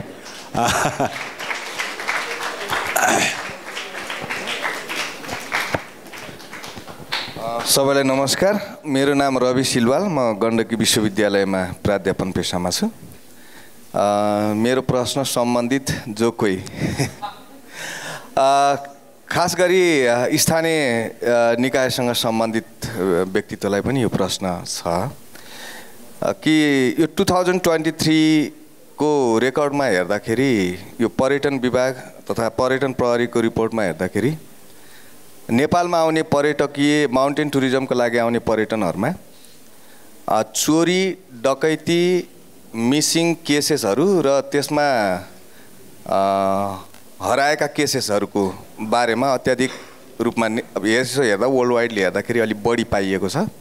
त्यसको लागि पर्यटकको सुरक्षाका लागि के कस्ता प्रावधानहरू नपुगेका हुन्? र अर्को एउटा प्रश्न के छ भनेदेखि यो गण्डकी प्रदेशमा रहेका धेरै माउन्टेन टुरिज्मसँग रिलेटेड कुराहरू चाहिँ यो फ्लोरा, फाउना, बायोडाइभर्सिटी, यो सम्पूर्ण कुराहरू पर्छन् र यहाँ चाहिँ अत्याधिक रूपमा आगलागीको समस्याहरू देखिएका छन्। त्यो चाहिँ एउटा ठुलो च्यालेन्जेसको रूपमा हो जस्तो लाग्छ र त्यसको हरेक वर्ष हुने यस्तो खालको आगलागीका कुराहरू छन्। यसको समाधानका लागि के कस्ता क्रियाकलापहरू भइरह होला? Thank you sir. नमस्कार सबैलाई, म प्रेम गौतम, पृथ्वीनारायण क्याम्पस। म वातावरणविद भनौँ न, म भन्न मन पराउने मान्छे। यो माउन्टेन टुरिज्मको च्यालेन्जको सवालमा हेर्दाखेरि यो वाइल्ड लाइफ कन्जर्भेसन निकै महत्त्वपूर्ण कुरा भन्ने कुरा यहाँलाई अवगतै छ। मेरो प्रश्न के मात्रै हो भने विशेष त चराचुरुङ्गीहरू अनि त्यस्तै गरेर विभिन्न खालका चाहिँ भर्टिब्रेट्स, इन्भर्टिब्रेट्सहरू जति छन्, इन्सेक्ट्सहरूको सवालमा अथवा यावत रूपमा भन्दा वाइल्ड लाइफ डाटाको सम्बन्धमा तपाईँहरूको चाहिँ गुरु योजनाको बारेमा अथवा त्यो डाटालाई म्यानिपुलेसन अथवा डाटा कलेक्सन सम्बन्धमा तपाईँहरूको चाहिँ दृष्टिकोण र योजना के छ भन्ने कुरा सुन्न चाहन्छु। धन्यवाद। Thank you. महिलाबाट प्रश्न चाहे अबको कमेन्ट अथवा अबको प्रश्न चाहिँ कोही छोरी मान्छेबाट आयो हुन्थ्यो, महिलाबाट। यो यहाँ प्यानलिस्ट पनि सबै छोराहरू, प्रश्न पनि सबै छोराबाट आयो। यो प्यानल भन्दा म्यानल जस्तो देखियो। So thank you for your comments and questions. अब यसमा चाहिँ हामी क्रमशः यो जिज्ञासाहरू भएका जिज्ञासाहरूमा क्रमशः हामी छलफल गर्दै जानेछौँ।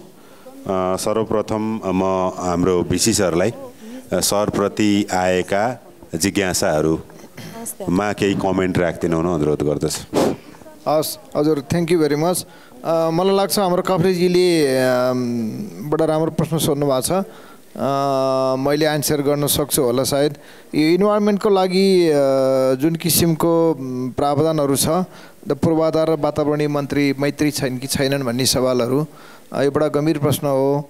अब यसलाई चाहिँ क्याटेगोरिकली भन्नुभन्दा पनि मेरो आफ्नो नलेजको आधारमा भन्नुपर्दाखेरि हामीहरूको प्रावधान चाहिँ छ। जस्तो अब हरेक कन्स्ट्रक्सनका कुराहरू, चाहे तपाईँको हाइड्रोलोजीका कुराहरू, हाइड्रो पावरका कुराहरू हुन् अथवा रोड कन्स्ट्रक्सनका कुराहरू हुन्, त्यसमा वातावरण मैत्री किसिमबाट हुनुपर्ने भने गभर्मेन्टको त्यो बिडिङमा नै प्रोटोकलहरू हुन्छ। अब त्यसमा खास गरेर एउटा इन्भाइरोमेन्टल इम्प्याक्ट एसेसमेन्ट भन्ने प्रावधान नै छ। वातावरणीय दृष्टिकोणबाट त्यसलाई मूल्याङ्कन गरेर यदि यो गलत छ भने त्यसलाई चाहिँ त्यो कामहरू गर्न पाइँदैन, एड्रेस गर्नुपर्छ भन्ने छ। तर यसलाई चाहिँ लाइटली हेल्ड भन्छ क्या अङ्ग्रेजीमा, लुजली हेल्ड भन्छ। अलिक गम्भीरताका साथ नलिएको कानुनी प्रक्रिया पुरा गर्ने एकजना इन्भाइरोमेन्टल साइन्टिस्ट सोसियोलोजिस्टहरूलाई चाहिँ राखेर त्यसको रिपोर्टमा चाहिँ गर्ने। तर व्यावहारिकमा चाहिँ तपाईँको त्यो के हुन्छ भन्ने कुरा त्यति स्ट्रङली देखिँदैन। फलस्वरूप के भइरहेको छ भन्दा ठुला ठुला 100 वर्ष पुराना वृक्षहरू बाटामा पर्न आयो भने रोड कन्स्ट्रक्सनको सवालमा, त्यस्तै गरेर हाइड्रो पावरको सवालमा पनि तपाईँको जियोलोजिकल स्टडी गर्नु पर्दाखेरि त्यसका फरेस्टहरू, फनाहरूको चाहिँ त्यसको डाइभर्सिटी कति पुराना छन्, त्यसलाई कति संरक्षण गर्नुपर्ने हुन्छ। अब बाहिरतिर डेभलप कन्ट्रीमा चाहिँ ठुलो बहस हुन्छ हेर्नुहोस्, त्यसमा नजिकको चाहिँ सिटी डेभलपर्सहरू अथवा रुरल पिपुलहरूको राय लिने चलन हुन्छ। घन्टौँ महिनौसम्म पनि छलफल लागेर कुनै एउटा बोटलाई पनि काट्ने कि नकाट्ने भन्ने कुराहरूमा बहस हुन्छ। अब नेपालमा त्यो चाहिँ बिचमा सडकमा पर्यो, सिधै जानुपर्ने छ। 100 वर्ष पुरानो बरको बोर्ड छ भने पनि काट्देऊ भाइ यसलाई, चल। त्यो माथि कति पनि हेबिट्याटहरू छन् आदि इत्यादि, त्यति सिरियसली देखिँदैन। अब यसलाई यसो भन्दै गर्दाखेरि हामी सचेत हुनुपर्छ र सम्भव भएसम्म यो इन्भाइरोमेन्टल प्रोटेक्सनका कुराहरू चाहिँ यो टुरिज्मसँग जोडिएर होस् अथवा अरू पर्सपेक्टिभबाट होस्, यसलाई सहजीकरण गर्ने सिलसिलामा चाहिँ यसको ध्यान दिनु जरुरी हुन्छ भन्ने मलाई लाग्छ। यथेष्ट काम भएको जस्तो मलाई लाग्दैन यसमा। Thank you. श्रीकान्त सर, खास गरी श्रीकान्त सरलाई चाहिँ हाम्रो मनोज सुवेदीजीको प्रश्न थियो। मनोज सुवेदी ल, विशेष गरेर मनोज सुवेदी गण्डकी विश्वविद्यालयको विद्यार्थी हुनुहुनेछ। तपाईँलाई प्रश्नकर्ता रूपमा धन्यवाद, किनभने मलाई पोइन्ट आउट गरेर प्रश्न राख्नु भएको छ र तपाईँको प्रश्नले गण्डकी प्रदेशले पर्यटनको विकास गर्ने सन्दर्भमा के कस्तो प्रावधान राखेको छ, अझ उहाँले त बजेट नै कति % छुट्टाएको छ हैन, र यो पर्यटनको बारेमा हामी जति छलफल गर्छौँ यसलाई राज्यले सही ढङ्गले सम्बोधन गरेको छ कि छैन भन्ने चाहिँ तपाईँको प्रश्न थियो। सायद मैले तपाईँको प्रश्न बुझेको भए मैले यसरी बुझेँ। अब यो गण्डकी प्रदेशको जुन प्रादेशिक सरकार बनेपछि तपाईँले भने जस्तै अन्य प्रदेशको प्राथमिकतामा अरू विषय परे जस्तै गण्डकी प्रदेशले सुरुमा नै पर्यटन र कृषि र जलस्रोत भनेर आफ्नो प्राथमिकता चाहिँ तोकेको अवस्था हो। र त्यो गण्डकी प्रदेशको पहिलो सरकार आएदेखि नै सरकार भनेको निरन्तरता हुन्छ, त्यसैले त्यो नीति र कार्यक्रमको साथसाथै त्यसले बनाउने योजना र कार्यक्रमहरूमा पनि पर्यटन विकास र प्रवर्धन, कृषि क्षेत्रको विकास अथवा प्रवर्धन र साथसाथै जलस्रोतको विकासमा फोकस गरेको अवस्था छ। अब जहाँसम्म बजेटकै हिसाबमा कसरी भर्यो भन्ने क्रममा चाहिँ के छ भने अब त्यो पर्यटन प्रवर्धन भनेर गरिने खालको एउटा विषय जो पर्यटन मन्त्रालयसँगै सम्बन्धी हुन्छ त्यसको एउटा पाटो छ हैन। तर अर्को चाहिँ 34% रकम चाहिँ यो पूर्वाधार भन्दाखेरि चाहिँ हामीले त्यहाँ पर्यटन पूर्वाधार, पर्यटन मैत्री पूर्वाधार, किनभने पूर्वाधार नभएसम्म पर्यटनको पनि विकास नहुने, त्यसैले यो चाहे त्यो यातायातको क्षेत्रमा होस् अथवा विद्युतीकरणको क्षेत्रमा होस्, सायद त्यही भएर होला तपाईँ अहिले उज्यालो गण्डकी कार्यक्रम अन्तर्गत चाहिँ 99.5% गण्डकी प्रदेशको भूभागहरूको घरधुरीहरूमा चाहिँ बत्ती पुगेको छ भन्ने अवस्थामा छ अहिले प्रदेश चाहिँ। र त्यो 361 कि 62 घर मात्रै बाँकी छ, 2टा गाउँमा मात्रै। त्यो पनि एउटा ग्रामीण विद्युतीकरणले पर्यटन प्रवर्धनलाई पनि सहयोग पुर्याउँछ। अहिले ग्रामीण पर्यटनको कुरा आएको हुनाले भनेर पनि यसरी पनि कार्यक्रमहरू जोडिएर अलिकति पर्यटनमुखी चाहिँ बनेको छ। तर एउटा कुरा के हुँदो रहेछ भने हामीले त्यो पर्यटन मैत्री बनाउने, विकासलाई पर्यटन मैत्री बनाउने, अनि अलिकति पर्यटकीय उपजलाई पर्यटन विस्तार गर्नको लागि पर्यटकीय आकर्षण थप्नको लागि पनि गर्नुपर्ने काममा चाहिँ जति गर्नुपर्थ्यो अब यसको आय स्रोतका पनि आफ्नै लिमिटेसन भएर होला त्यति धेरै सम्भव भएको चाहिँ छैन। त्यो पाटो चाहिँ अलिकति कमजोरी छ। अबको आवश्यकता भनेको चाहिँ त्यस्ता किसिमका पर्यटकीय सम्पदाहरूलाई बढाउनु पर्ने हो। तर धेरथोर यसतर्फ बजेट उन्मुख भएर काम भइरहेको छ। मैले अलिकति यो अरू विषयमा म प्रवेश गरिनँ। यहाँ केही प्रश्नहरूलाई मैले एकुन लाइनमा मात्रै सम्बोधन गर्न चाहेँ। एकजना अर्को हाम्रै युनिभर्सिटीकै भाइको प्रश्न थियो, इन्भाइरोमेन्ट जस्टिस पर्यटन प्रबन्धनको हिसाब किताबले हाम्रो लागि नयाँ साहित्य जस्तो भए पनि आवश्यकता छ। त्यो वातावरणीय न्याय नभइकन प्राकृतिक सौन्दर्यता नै कायम रहँदैन। त्यसमा जति काम हुनुपर्ने भएको छैन, तर काम हुनुपर्छ। र भोलि एकजना साथीले एउटा विषय राख्नु भएको थियो, यो सुरक्षाको विषयमा। पर्यटनको लागि यो धेरै संवेदनशील कुरा हो। यदि पर्यटनमा सुरक्षा भएन, सुरक्षित वातावरण भएन, अहिले चोरीको कुराकानी आछ, ठगीको कुराकानी आछ, मिसिङको कुराकानी आछ। यस्ता घटनाहरू नहोस् भन्नको लागि मलाई लाग्छ मिसिङ त अलिकति बाहिर ट्रेकिङमा माउन्टेन जाने क्रममा हो। टान आफैले मलाई लाग्छ ट्रेकर इन्फर्मेसन सिस्टम अन्तर्गत उहाँहरूले म्यानेज गर्नुभएको छ। एका पनि त्यहाँ जोडिएको छ। एकाध घटना भएको भए पनि त्यसलाई निजी क्षेत्र सरकारी क्षेत्र जो भने पनि त्यसलाई व्यवस्थापन गर्नुपर्छ हैन। किनकि हामीले यस्ता किसिमका किन पर्यटनभित्र मिसिङ हुने र सुरक्षा चुनौती थपियो भने त्यो डेस्टिनेसन कहिले पनि प्रबन्धन हुन सक्दैन हैन। यो इन्टरनेसनल टुरिज्मको लिटरेचरले पनि देखाएको अवस्था हो। र अर्को एकजना साथीले व्यवसायसँग सम्बन्धी कुराकानी गर्नुभएको थियो। मलाई लाग्छ राजधानी घोषणा हुनु आफैमा नराम्रो विषय त पक्कै होइन, यहाँले पनि त्यसलाई राम्रै मान्नु जस्तो लाग्यो। तर घोषणा भएअनुसारको कार्यक्रम लिएर आएर निजी क्षेत्र र सरकारी क्षेत्र मिलेर काम गर्नु पर्यो। र पर्यटकीय राजधानीलाई पर्यटकीय राजधानी जस्तै बनाउनको लागि गर्ने काममा सरकारको प्राथमिकता पर्यो भने त्यसले आगामी दिनमा थप पर्यटन क्षेत्रलाई ऊर्जा प्रदान गर्छ। मैले यति नै कुरा राखेँ। वातावरण सम्बन्धी कुरा चाहिँ मलाई लाग्छ मैले भन्दा सुभाषजीले बोल्दा राम्रो होला। Thank you sir. Rajendra sir, Rajendra sir,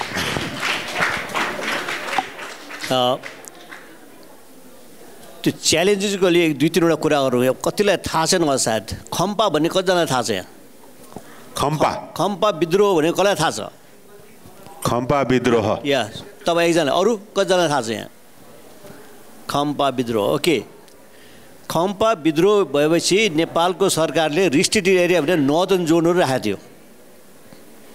अब टुरिज्मको च्यालेन्जेसमा है यो चाहिँ। अनि खोलिदियो कुन चाहिँ एरिया, त्यो पनि डाक्टर हर्कबहादुर गुरुङको के अरे संयोजकमा उहाँको लिडरसिपमा मनाङ र मुस्ताङ खोलिदिएको थियो 1972 or 73। त्यसपछि त्यहाँ टुरिज्म गएको, इकोनोमिक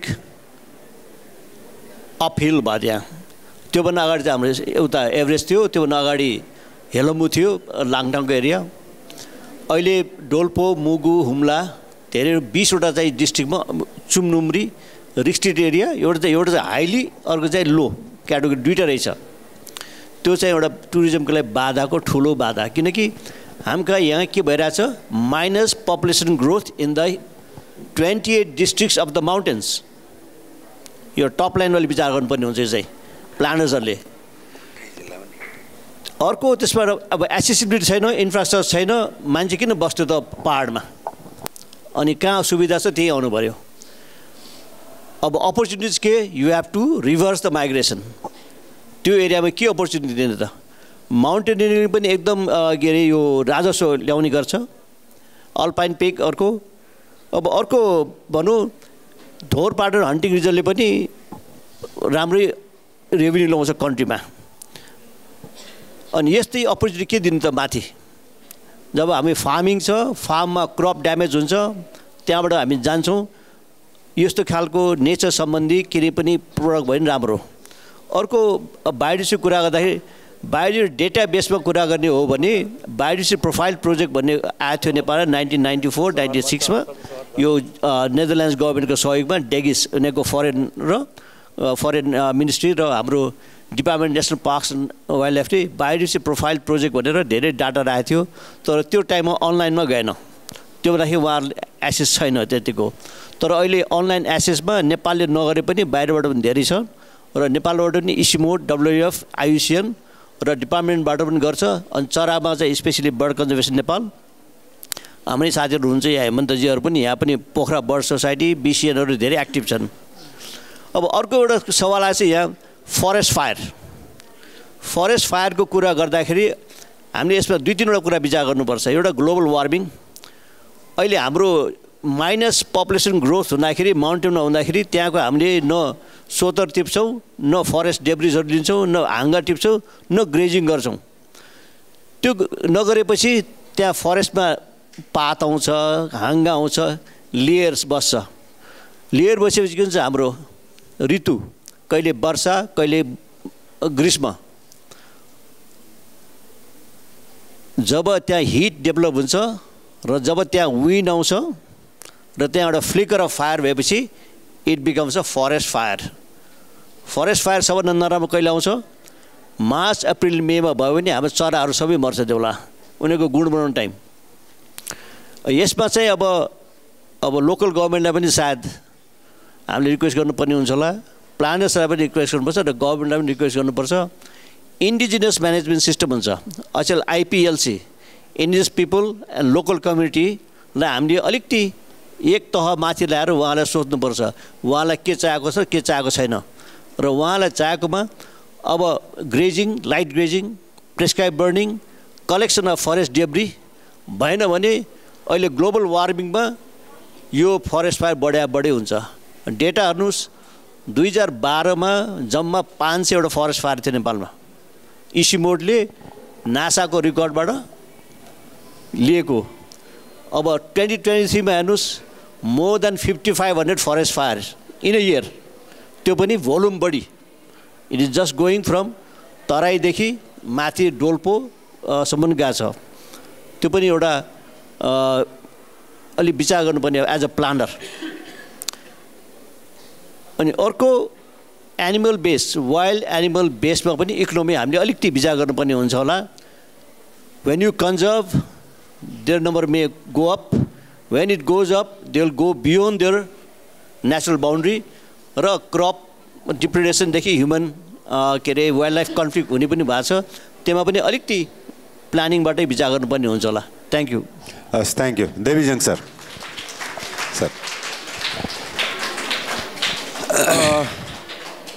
दुईवटा कुरामा मैले राख्नु जस्तो लाग्यो, किनभने अरू हाम्रो आदरणीय अग्रजहरूले राखिसक्नु भएको छ।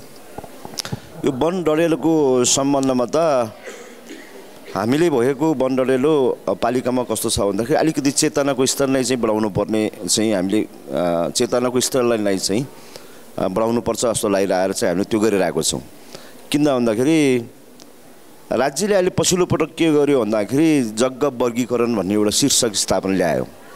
कुन जग्गा खेतीयोग्य जग्गा बनाउने, कुन जग्गामा घर घरेडी बनाउने, कुन जग्गामा के गर्ने भनेर चाहिँ जग्गाको वर्गीकरण ल्याइसकेपछि मान्छेले त्यो जग्गालाई घर बनाउनको लागि पनि कोही ठाउँमा चाहिँ आगलागी गरेको देखियो, पाइयो।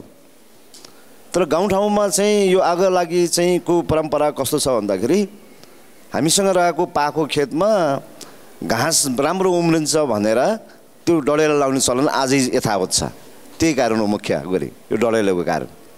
र अघि नै यो टुरिज्मको कुरा आयो, मान्छे चाहिँ मिसिङ हुने यताउता कुरामा माथि गाउँपालिकाले ट्रान्ससँग एउटा सहकार्य गरेर एउटा गाउँले गाइडको तालिम गरेर हामीले 15 दिने तालिम दिएर माथि गाउँपालिकाको संस्कृति, प्रकृति, त्यहाँको भूगोल सबैलाई समेट्ने गरी चाहिँ उसलाई चाहिँ 15 दिने तालिम दिएर चाहिँ तयार बनाएर राखेको छ। त्यो गाउँले गाइडलाई साथ लिएर गयो भने माथि गाउँपालिकाको जुनसुकै पनि भूगोलमा एकदम सहज किसिमले पुग्न सक्ने वातावरण अहिले चलिरहेको छ। धन्यवाद, नमस्कार। हस्, थ्याङ्क यू।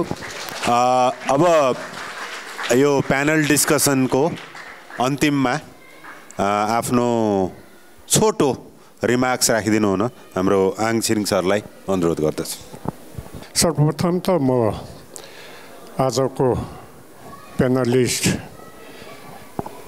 विद्वान डाक्टर नवदास देवकोटाज्यू, त्यसै गरेर डाक्टर श्रीकान्त खतिवडाज्यू, त्यसै हाम्रो WWF का राजेन्द्र सुवालजी र हाम्रो देवी जङ गुरुङज्यू, लगायत हाम्रो चाहिँ मोडरेटर डाक्टर कपिल अधिकारीज्यूलाई चाहिँ हार्दिक आभार व्यक्त गर्न चाहन्छु। यहाँहरूको चाहिँ एकदम नलेजेबल ब्रेन स्ट्रमिङ जुन प्रस्तुति दिनुभयो त्यसले चाहिँ तपाईहरुलाई चाहिँ धेरै ज्ञान प्राप्त गर्यो होला भन्ने चाहिँ मैले विश्वास लिएको छु। आजको सन्दर्भमा नेपाल कृषि प्रधान देश भएको भए तापनि यस क्षेत्रमा आत्मनिर्भर हुन सकेको छैन। त्यसैगरी अन्य हाम्रो उद्योग धन्दा व्यापार व्यवसायमा पनि त्यति प्रगति हुन सकेको छैन। त्यसैले नेपालको पर्वतारोहण र पर्यटन क्षेत्रलाई नेपालको पर्यटन उद्योगको रूपमा उजागर गरी यस क्षेत्रलाई नेपालको अर्थतन्त्रको रूपमा लिएर गए मात्रै देशले विकास गर्न सक्दछ भन्ने चाहिँ मैले विश्वास लिएको छु। सन् 1950 देखि आरम्भ भएको नेपालको पर्यटन व्यवसाय नेपालको अर्थतन्त्रको नेपालको आर्थिक विकासको मेरुदण्डको रूपमा विकसित भइराखेको कुरा मैले यहाँहरूलाई चाहिँ भनिरहनु पर्दैन। शान्त सुन्दर नयाँ नयाँ स्थानहरूको लागि इन्ट्रेस्ट राख्ने पर्यटकको लागि नेपालको चाँदी जस्तै टलक्क टल्किने हिमाल, पहाडको हरियाली, हिमालबाट निश्रित भएर अविरल बग्ने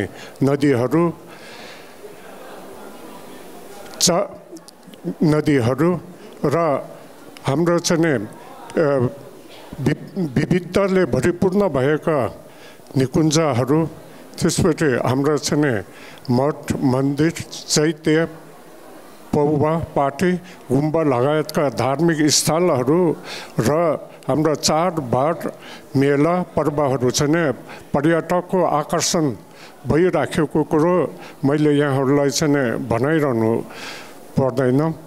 प्राकृतिक प्रदत्त एवं मानव निर्मित र हाम्रा धार्मिक र सांस्कृतिक धरोहरहरूको संवर्धन र संरक्षण गर्दै नेपालको पर्यटन व्यवसायलाई अझ व्यवस्थित बनाएर देशभित्र नै रोजगारी सिर्जना गर्ने, नेपाली वस्तुको उत्पादन र निर्यातलाई बढाएर चाहिँ हाम्रो आर्थिक विकास गर्ने, यो नै तपाईँ हामी सबैको चाहिँ यो नेपालको चाहिँ यो खण्डलाई चाहिँ एउटा सुख शान्ति र सुसंस्कृतियुक्त मानव समाजको निर्माण गर्ने चाहिँ तपाईँ हामी सबैको परिकल्पना हो। यसको लागि तपाईँ हामी सबै जुट्नुपर्छ भन्ने चाहिँ मैले विश्वास लिएको छु। आजको संसार विकासको चरम उचाइमा पुगेको कुरा मैले यहाँहरूलाई भनिरहनु पर्दैन। त्यो उचाइको साथसाथै तपाईँ हामी माझ एउटा गहन प्रश्न र चुनौती देखा परेको छ। त्यो हो जलवायु परिवर्तन। अघि डाक्टर साहेबहरूले हाम्रो राजेन्द्रजीहरूले चाहिँ जलवायु परिवर्तनको धेरै कुरा गरिसक्नु भएछ। जलवायु परिवर्तनले नेपाल लगायत अन्य विकासोन्मुख राष्ट्रहरू तुलनात्मक रूपमा बढी नै असर परिराखेको छ। नेपालको हरित गृह ग्यास उत्सर्जन दर अन्य देशको तुलनामा नगण्य भएको भए तापनि जलवायु परिवर्तनको नकारात्मक असर अत्यन्त संवेदनशील भई प्रभावित हुने लक्षणहरू नेपालमा देखा परिसकेको छ। बढ्दो तापक्रम, पग्लिँदो हिमाल,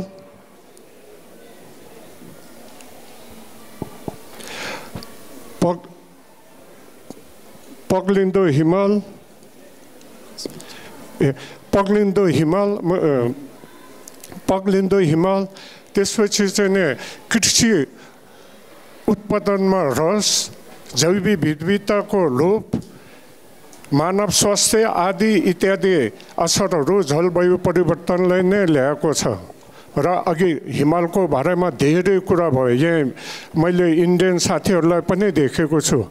our mountains are our heritage, glory, pride, prestige, identity and future of our nation. The mountain regions need conservation and sustainable development for present and posterity. Our knowledge of mountain geography and ecosystem allows us to be the highly influential witness to the climate change in our time and to extend that influence beyond the Himalayan communities to everyone around us. We must put our efforts in improving fragile mountain environment, developing mountaineering, trekking, and climbing activities, and promoting our mountains as a center for sports activities and providing livelihood support to mountain communities. यति भन्दै पर्यटन प्रवर्धनको लागि सबभन्दा important भनेको चाहिँ नि राष्ट्रको पर्यटन नीति हो। त्यो राष्ट्रको पर्यटन नीति पर्यटक मैत्री छ कि छैन, समुदाय मैत्री छ कि छैन, व्यवसाय मैत्री छ कि छैन, श्रमिक मैत्री छ कि छैन, त्यसमा चाहिँ निर्भर गर्ने हो। यसको म एउटा उदाहरण दिन चाहन्छु। म 1 मिनेटमा यो टुङ्ग्याउन चाहन्छु। यसको म एउटा उदाहरण दिन चाहन्छु। हामीलाई धेरै टाढा जानु पर्दैन। हाम्रो सीमापारी टिबेट 2006 मा चाहिँ टिबेटमा 3,60,000 टुरिस्ट पनि पुगेको थिएन। तर 2019 मा चाहिँ 1,17,00,000 टुरिस्ट आइए। त्यो किन आइए? किनभने टिबेट सरकारले उसको पर्यटन नीति, पर्यटक मैत्री बनाए, व्यवसाय मैत्री बनाए, समुदाय मैत्री बनाए, श्रमिक मैत्री बनाए, त्यसको साथसाथै व्यापक इन्फ्रास्ट्रक्चर डेभलप गरे। 2006 मा 3,60,000 पर्यटक चलाउने पनि त्यही हो। अहिले चाहिँ 1,17,00,000 टुरिस्ट चलाउने पनि त्यही हो। तिनीहरू चाहिँ कुनै ग्रह उपग्रहबाट आएर चाहिँ भएको होइन। त्यसैले नेपालको पर्यटन नीति मैत्री हुनुपर्छ र म एउटा चाहिँ सबभन्दा इम्पोर्टेन्ट पर्यटन प्रवर्धनमा यदि हामीले दिगो पर्यटन विकासको परिकल्पना गर्ने हो भने हाम्रो राष्ट्र ध्वजवाहक मजबुत बनाउनुपर्छ। आज हामीसँग चाहिँ 15वटा वाइड बडी एयरक्राफ्ट हुने हो भने हामीले चाहिँ चिच्याइरहनु पर्दैन। हामीसँग 35-40 लाख टुरिस्ट त्यसै हुन्थ्यो।